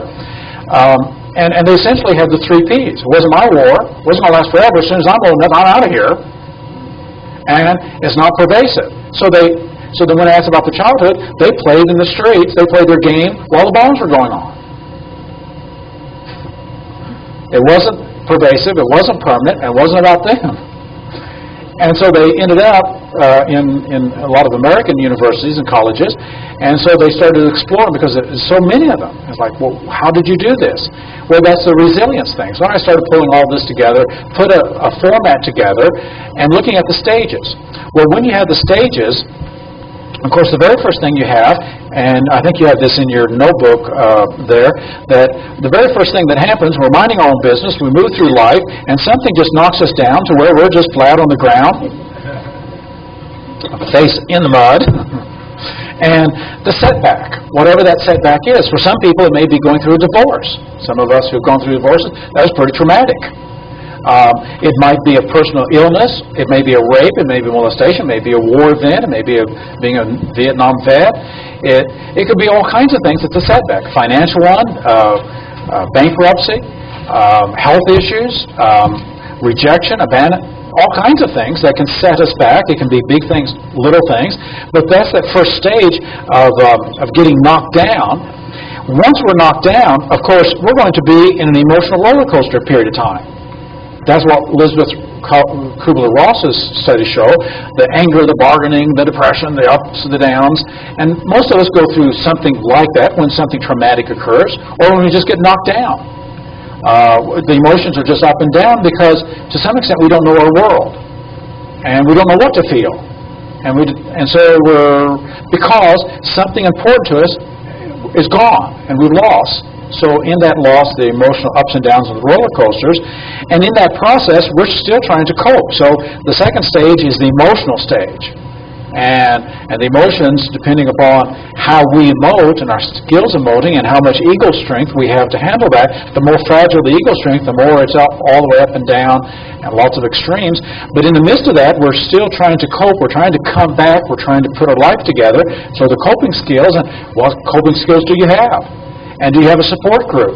And can you think clear? And do you have somebody that can facilitate, coach, do some kind of therapeutic work in coming back? And what are the coping skills? The less skills, the less resources we have when we get knocked down, then not only do we have the emotional roller coaster, but we have a lot of building up resources to come back. As we come back, we move into another stage. What's the next one in your book? The coping stage? The resolution. So the resolution may be, I've come to terms with what I lost. I have resolved that I'm going to recover or restore this or that facet of it. And the resolution is the recovery of vision. And what's the next one in the book? Then there's some point at which I'm back. I'm back. I'm in the game of life again. I was in the game, and I got knocked down, I'm going through all this emotional hell, mental hell, personal hell, relational hell, but I'm back. Now, sometimes it takes years before a person gets back. When I went through my first divorce, it took me 2 years before I had any semblance of being back. It just took a long time. We did a modeling project in Florida 2-3 years ago with a fellow. It took him 7 years. The IRS was after him, and he lost a lot, and his son got sick at the same time, and it took 7 years. I wish I'd asked that question before I started that whole modeling project, because we want to model someone who quickly goes from here to here, like the shortest time possible. Instead of spending 7 years. I don't want to model that. That's not a good strategy. I want to model someone who efficiently and effectively, who in fact, when he gets knocked down, does not get traumatized. That's what I want to model. The person who is not traumatized in the process. That's what Viktor Frankl demonstrates in his book. He goes through the whole thing, and he really shows no signs of being traumatized. Sure, it's painful. Sure, he's on 8 ounces of some watered-down soup a day with some bread. And sure, he's out in the middle of the winter with no shoes on his feet in Germany. But there's no sign in reading that book that he ever was traumatized. He only died a year and a half ago, at 89 or 90 years old, and lived a full, meaningful life, because as he went through that emotional hell for those 4 years, he was doing all kinds of things inside of himself that was keeping the spirit alive, keeping him vital and passionate, knowing that it's not about me, it's not going to last forever, because in his mind he kept imagining himself being back in Germany, teaching at the university logotherapy. He had a reason to live. And he had the reason to live to see his family again. It just so happened that everybody he was hoping to see again had already been killed, but he didn't know it. But he had that passion, and he was not traumatized. That's what I want to model. Someone who gets knocked down, okay, I'm down. I'm out of the game for a little bit, but I know how to nurture, take care of myself, and do the resolution, so that just very quickly I can bounce back within weeks, within a month, in a shorter period of time, so that there's that sense of bounce inside me that I'm not going to be down and wallowing and going through all kind of victimization or self-pity or any of those things that's just going to keep that wallowing longer and more painful. So that's what I want to model. So I put this together as a strategy, as a step-by-step sequential strategy. I had several stages, because I knew there was the emotional stage, I knew there was the knockdown, the registering stage, there was the coping stage, and I identified a number of things with that from the literature and from numerous people. And I was in Denver at the NLP conference in 1994 doing a workshop, a 3-hour workshop on, the title was The Power Go For It Again. Go For It Again was the title. And in the midst of that, I had invited a gentleman. I said, who's been through a living hell? And you bounce back. And at that time, I added the words, quickly. Sometimes when you're doing a training, you forget some of those key terms. And a gentleman had volunteered, so he came up. And he was telling me about all of this. And at one point, he said, I moved from this to this other stage. And I said, how? How did you know to do that? And he said, well, there was just like a part of my mind. I was in a state to where my thought and feeling was, I can move to this state. And he said it's like a state that's meta to that state, which was the first time I had ever heard the word meta state. And I left the training at that point. They were videotaping it, so I know I finished it, but I didn't hear anything I was talking about. And I said, well, how did you know? And he said, I just had a larger vision. I want to get out of this. So I started hearing all these meta frames over that. And so what we're going to go through are some of these key facets that make up a good, resilient strategy, a strategy that allows us to not be traumatized even when we get knocked down. I'm not afraid of getting knocked down. I'm not afraid of getting rejected, having things fall apart, things not go my way. If I go through financial bankruptcy, if I go through this or that, I'm not afraid of it. Get knocked down, I'm back. Because there are pieces now that we can so incorporate, and then when you're like that, you're unstoppable. It develops a sense and a power that, things don't have to go well for me. If they don't, I've got coping skills. I've got ego strength. It's not about me anyway.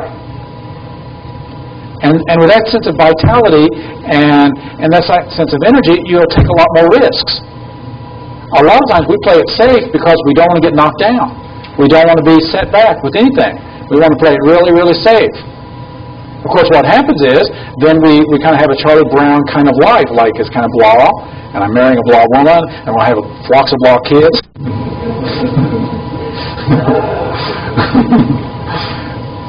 If you had that response of, because to live fully and vigorously is to take chances. But you can't take a chance if you're afraid of something going wrong. Because then you'll be always cautioning, living cautiously, looking for, and that's no way to live life, afraid of what people think, afraid of rejection, afraid of criticism. Because if you're going to do something and anything that contributes, somebody's not going to like it. In fact, I measure my successfulness now by how many critics are on the horizon. The more, if there's not enough critics, I must not be living vigorously enough and doing something significant. Because someone's not going to like it. And so what we want is this resilient strategy. We'll do uninsultability a little bit later, but we want resilience so that I can bounce back. So the biggest question, and the most important one for you personally, is what do you need for bounce? Inside, your mind, your emotions, your body, to have bounce. What do you need? What are the requirements for you? Well, on your worksheet, there's a number of things, elements of resilience. These are some that I would recommend and suggest as kind of the basic formula, the menu list of things to start layering yourself with. Obviously, a strong sense of self, of unconditional self-esteem, a strong sense of confidence that you can figure it out. You'll learn. I mean, that's one of the things about most of the people who are very effective as business leaders or people who build wealth is if something goes wrong, they have a confidence, I can learn. Well, you have to have an open mind, and you have to have a willingness to recognize I could be wrong, and so if you have a good adjustment to the fact, I can be wrong. We don't even have an ego when we're born. I was looking around for my ego. Where's my ego? Where's my ego? But a child develops a sense of self. Ego is the Greek word for I. Just the word for I, self. And ego strength is the ability, and babies and little children can't do it. So when something is painful, they close their eyes and it goes away. Or they do magical thinking. And weak ego strength, we have to defend self. We have defense mechanisms. Denial, repression, suppress. So we have all kinds of defense mechanisms because we can't just look at what is and just say, it is, whatever it is, and I accept it. So ego strength is based upon the ability to look at it and acknowledge it and have a good relationship with reality. Whatever it is, even if I don't want it to be. So ego strength. Then the optimistic attribution style, that's what we just went through. Learned helplessness is the pessimistic attribution style, that the way I attribute things is this is about me. This is personal. This is permanent. This is pervasive. The optimistic attribution style is this is not about me, and it's not forever, it's not pervasive. The emotional intelligence is for this stage here, because if you go into this stage and you hate this, you hate your emotions, you hate the roller coaster, you won't accept it, you shame yourself for it, you reject it, you won't have, then you can't have the emotional intelligence to be aware, to understand, to utilize those emotions as great signals. So emotional intelligence, accepting and using emotions, a willingness to be open and vulnerable, a willingness to be heard, a willingness to receive my sadness and my upset, my frustrations, to accept it and go with it and let it do its work, and to tenderize us, to make us more human, to make us more real. Effective and coping skills and mastering strategies, having a support group, being able to ask for help. Who would have thought? Ask for help. I mean, how many of us get knocked down and we're still operating from, I've got to pull myself up by my own bootstraps. And so asking for help and receiving support and so all kinds of mastering skills. In the book on metastates and dragon slaying, we have just lists and lists of coping strategies for dealing with things and coming back. And of course, what we've lost is our hopes, our dreams, our vision, our intentionality. That's what we've lost when we get set back. So what we need to recover is, what is life about? What am I about? What do I want? Where am I going? What's my vision? What's my hope? What's my dream? So the recovery of purpose, values, visions, and meaning. Because what we lose is meaning. What does this mean? And if we give it negative meanings, it just keeps us in that pit for a long time. But if we can make meaning out of the pain, meaning out of the setback, if that's meaningful, our daily bread is meaning, that it makes some sense. And of course, one of the ways to stay down in the pit is to keep asking, why? Why me? Why? But if you ask, how can I cope? How can I learn? What is to learn? How can I respond to this more effectively? If you're asking those kinds of things, and what meanings can I give to it so that in giving it this meaning, it makes me more alive, more full, more vigorous, more vital. So the meaning question, and then effective frames about bad things. So now we got to go to a frame of how we frame the negative thing itself. How do we interpret that? And if we interpret it as it's about me, then of course we get knocked down, and it'll stay permanent until we stop doing that. But if we give it some other meaning, stuff happens. I mean, at least that one keeps it out there. Or the meaning that life is unfair. If life was fair, we'd all be with Rockefellers off in the Caribbean. But life is not fair. So if we give it a good significance, these are some of the elements of resilience that allow us to layer. And it gives us a sense of balance. And the personal question for you is, what else do I need to add that'll give me that sense of bounce? Knock me down, I'm back up. Knock me down, you'll see me tomorrow. So that's what we need. So this is probably a good time to take a break, let you think about that. In just a few minutes, we will turn you loose to do this as an exercise for installation of resilience. But before we do that, make sure you have a list of your bounce factors, elements, variables, the things that will put bounce in your soul. And who's got a list? Who's kind of ready to have resilience installed? Because I'd like to do a demonstration, do a demo before we start. Now, the first thing I need to check and make sure of is that you've got the optimism well installed, because we're going to build it on top of the optimism. Okay. Not very well installed. Who worked with Jose Luis? All right, we'll beat you later. It went up. It went up some. Yeah. All right, you're all better. So, not me and me. Okay, yeah. I mean, that's what we're going to base it on, because when something negative happens, when crap happens, when setbacks happens, the very first thing, the foundation is that we're not going to bring it in. Because if you bring it in, kiss it goodbye, you're going to be in that loop for a while. So the very foundation is not me and me. Yeah. So think about something negative to which it could knock you down. It could set you back. Okay. And when you think of it, just immediately, not me. Not me. Whatever that is, it's not me. If it's criticism, if it's rejection, if it's financial problems, if it's health problems, not me. Because that's what protects you and keeps that core of self inside. And once you can do that, then you can go back and say, me, my values, my beliefs, my visions, my right to be who I am. And so not me and me is really critical. All right. All right. So you got that one? Yep. All right. Double it. Okay. All right. Double it again.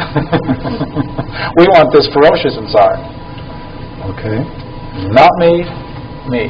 So that anything you can think of out there that could set you back, all of it gets that feeling of, well, it's not me. I can respond to it. And when you have that sense, then we got the foundation for resilience. Okay. And when we push it out, we can also say, just now, just here. That contains it. That keeps it small. That shrinks it all down. Talking about submodalities, that shrinks it all down. Because before it seemed like it was everywhere and it's going to be forever. And talking about big, this shrinks it down. Here and now. Just here and now. And that's a nice dragon sling kind of thing. So whatever comes out, just shrink it down to a little dot on the floor. Just now, just here. Okay. Whatever that is, that's all that is. All right. Okay. So now at least we have some room to start building the resilience. And the first thing for resilience is that unconditional self-regard, that unconditional self-esteeming. So do you know self-esteeming? Oh, yeah. No.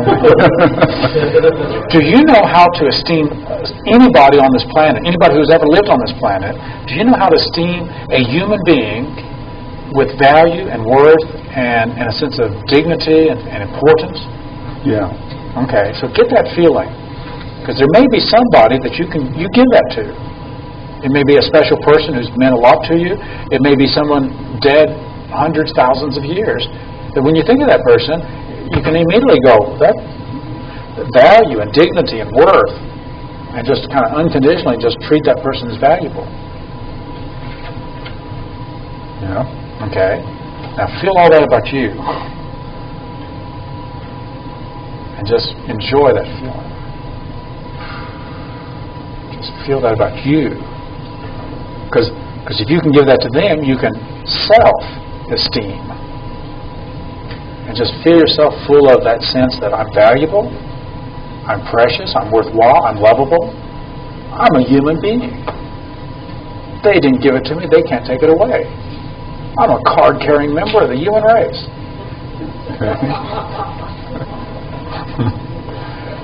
Because once you can do that, now you've got your humanity, to deal with whatever that is, that setback, because it's not going to take that away. And so we push that out so that your sense of value and worth and dignity and importance, that's a given. So it can't take away your somebodiness. Your somebodiness is just a given. And whatever you need to do inside to hold on to that and really cling that, I use a certain tonality.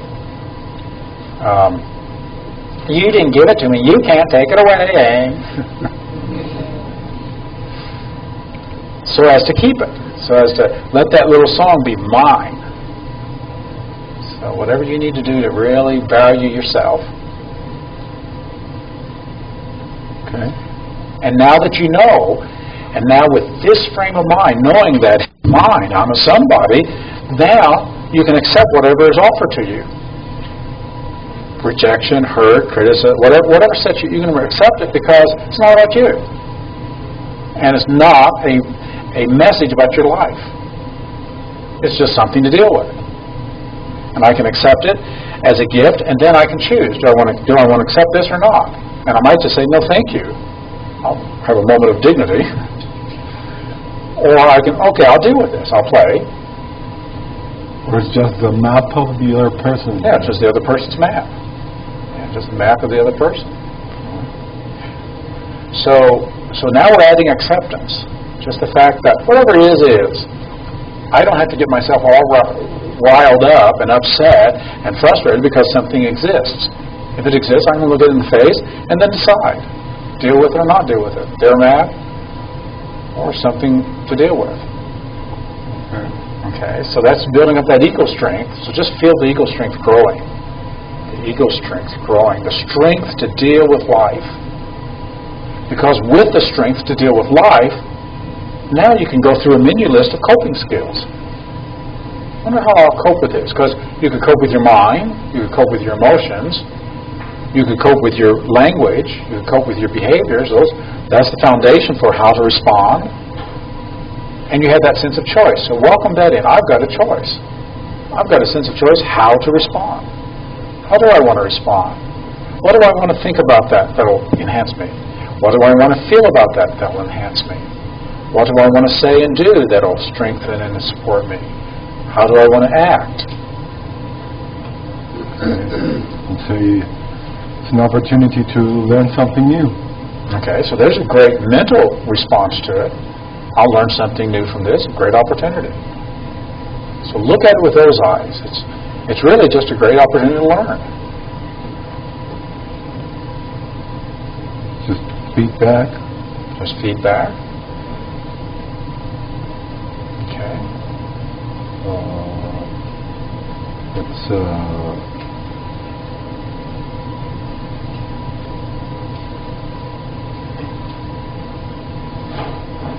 It's not real. I mean, I can change it.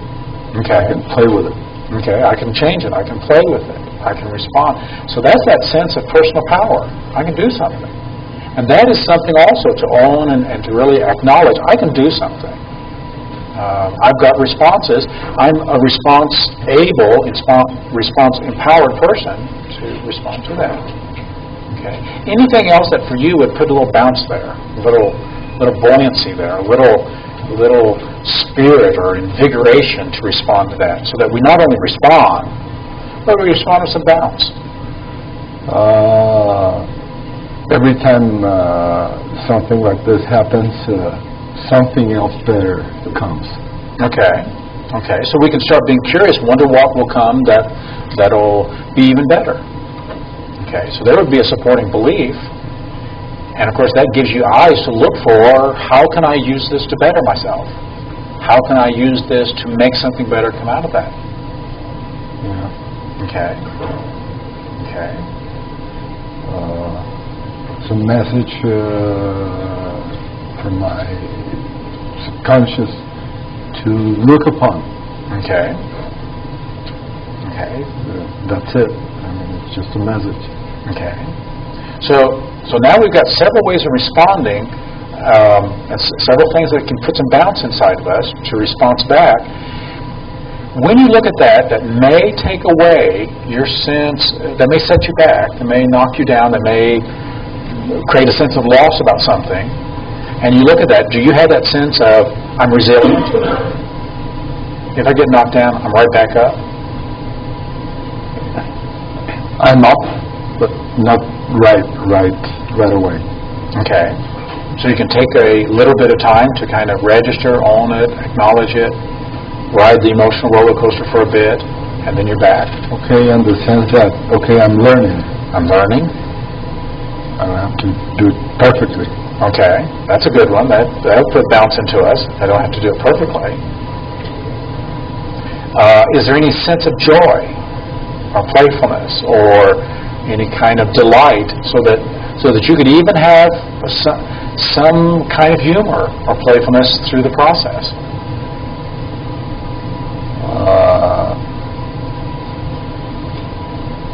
I'm installing it. Okay. Viktor Frankl said in the German concentration camp, he said that he found a grim sense of humor that would strike us in the evenings as we would get together, a grim sense of humor. And he says it was like we became aware of our naked humanity and how pitiful we are. And he said they learned to laugh, but it was a laugh that humanized them.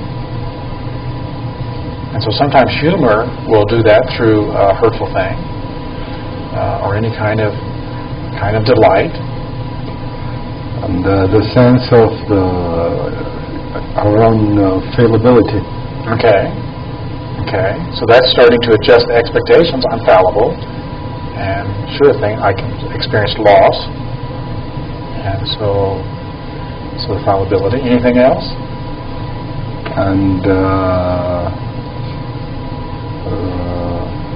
have positive expectation. Okay. So as you said before, that something good will come out of this. I'll learn. I'll make something better. Yeah. Okay. So now when you look at it, do you have a sense inside that you've got the programs, you know how to layer your mind so that you can have that feeling that, yes, this is not desire, this is not pleasant, but if I get knocked down, it's not going to knock the wind out of me. It's not going to keep me down in the mud. Okay, and an awareness that a but may come, that a thought or something will come, the dragon will come. Okay. The other day we were talking, we identified the yes but dragon. Yes but. So the but may come. That's the butt dragon. The fat ass butt dragon. The butt may come. Thus enters the butt.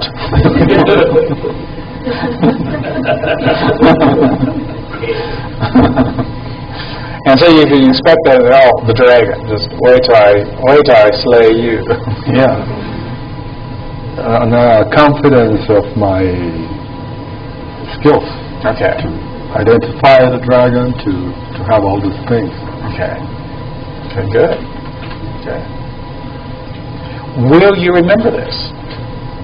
Yeah. Will you keep this? Will you make it yours?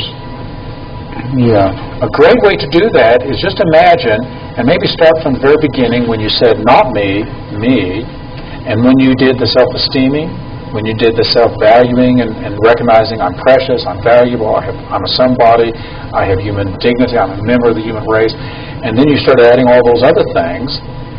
What is that like? What would be a symbol or some music or color? What is this like that you could get one symbol that you could keep with you for the rest of your life? Like a halo around. Okay. Okay. And so a halo around you? Around, I mean, like a bubble. A bubble? A bubble. Okay. And so as you think about that, and your unconscious mind can make that even richer and fuller, giving you whatever colors, whatever images, whatever, if there's any sounds to it, that if you kept that with you and use that as your way of, you may keep it around you, may bring it inside so that it can always manifest itself whenever you need it, or do whatever you need so that it really supports you. Okay. Okay. So you probably want to keep this, don't you? Yeah. Maybe I shouldn't let you keep this. I would like to keep it. So are you going to keep it? Yeah. Okay. For as long as you need it? As long as I need it. For whenever you need it? For Bob might take it away from you. No way. You wouldn't let him take it away? Could he take it away from you? No.